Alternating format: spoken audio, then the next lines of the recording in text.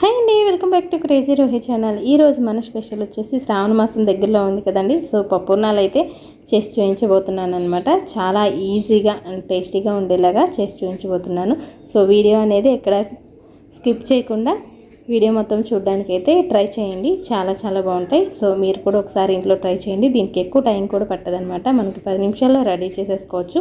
But చేసుకునే ముందు ఒక హాఫ్ అన్ అవర్ ముందు మనం పచ్చెనపప్పుని రెడీగా పెట్టుకుంటే సరిపోతుందనమాట. శ్రావణ మాసంలో అమ్మవారికి నైవేద్యంగా పెడుతూ ఉంటాం కదా, వరలక్ష్మి వ్రతం కూడా వస్తుంది. సో అందుకనేసి ఈ రెసిపీ అయితే నేను మీతో ఈరోజు షేర్ చేసుకోబోతున్నాను. సో వీడియో అయితే చూసేద్దామా. మా పిల్లలకి అయితే చాలా బాగా నచ్చాయి. మా వాళ్ళకి ఏంటంటే నేతితో తినడం ఇష్టం అనమాట. ఆ వేడి వేడి వాటిలో నెయ్యి అద్దుకొని అలా డిప్ చేసుకొని తింటారు చాలా ఇష్టంగా. నేనైతే ఇలా ఒక 2 అవర్స్ ముందే పచ్చెనపప్పు నానబెట్టానండి. 1 కప్పు తీసుకున్నాను. రైస్ కప్ తోటి 1.5 కప్పు వరకు వాటర్ తీసుకున్నాను. అదే మనం నానబెట్టుకోకుండా ఉంటే 2 కప్స్ వరకు వాటర్ పడతాయి. అయినా కొంచెం వాటర్ అయితే మిగులుతాయి అనమాట. అందులో 1 స్పూన్ వరకు నెయ్యి, కొంచెం సాల్ట్ వేసి ఉడకబెట్టాను. అండ్ బెల్లం అయితే ఇలా తురిమి పెట్టుకున్నాను. హాఫ్ కొబ్బరి చిప్ప ముక్కలు కట్ చేసి ఇలా గ్రైండ్ చేసి పెట్టేసుకున్నాను అనమాట. ఒక 3 విజిల్స్ వస్తే చాలండి, మనకి మంచిగా ఉడికిపోతాయి. సో ఒక స్ట్రైనర్లోకి తీసుకొని ఇలా ఒక 10 నిమిషాల వరకు వదిలేసామనుకోండి, వాటర్ అంతా పోయి డ్రైగా అయిపోతాయి.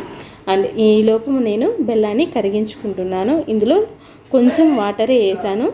ఎక్కువ వాటర్ వేస్తే మనకి ఎక్కువ టైం పడుతుంది కదా. సో అందుకనేసి జస్ట్ బెల్లం కరిగితే చాలు, పాకం ఏం అవసరం లేదనమాట. అలా స్ట్రెయిన్ చేసేసుకొని ఈలోపు పచ్చెనపప్పు ఇలా అయితే గ్రైండ్ చేసి పెట్టుకున్నాను.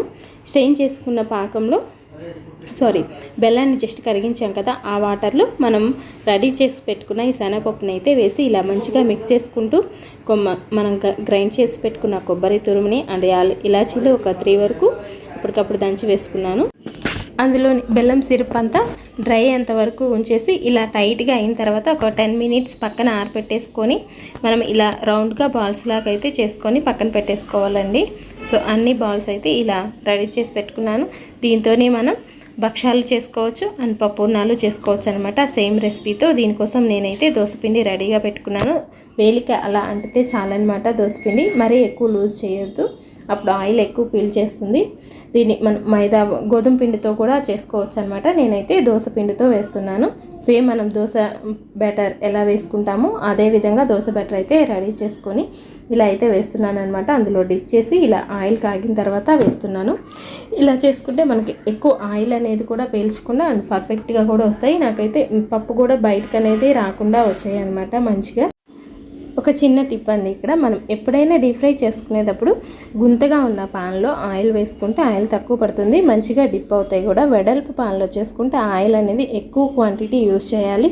అంటే ఇలాంటి ఐటమ్స్ చేసేటప్పుడు కొంచెం జాగ్రత్తగా చేయాలి కదా, ఆయిల్ కూడా పాడవుతుంది. సో గుంత పాన్ అనేది పెట్టుకొని డీప్ ఫ్రై చేసుకోవడానికి ట్రై చేయండి. నేనైతే ఇలా చేసుకున్నాను. ఇవి మంచిగా ఇలా బ్రౌన్ కలర్ వచ్చిన తర్వాత సర్వ్ చేసేసుకుంటే సరిపోతుంది. మా పిల్లలకి వచ్చేసి నేతితో ఇష్టం అనమాట. సో నేతితో ఇస్తే మంచిగా ఎంజాయ్ చేస్తారు. చాలా చాలా బాగున్నాయి, ఎమ్మీగా ఉండే పప్పుర్నాలు. సో మీరు కూడా ఇంట్లో ట్రై చేసి నాకు కమెంట్ బాక్స్లో కమెంట్ పెట్టడానికి అయితే ట్రై చేయండి.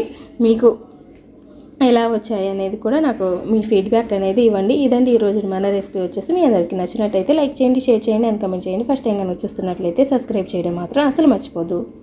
Thank you for watching video. Bye.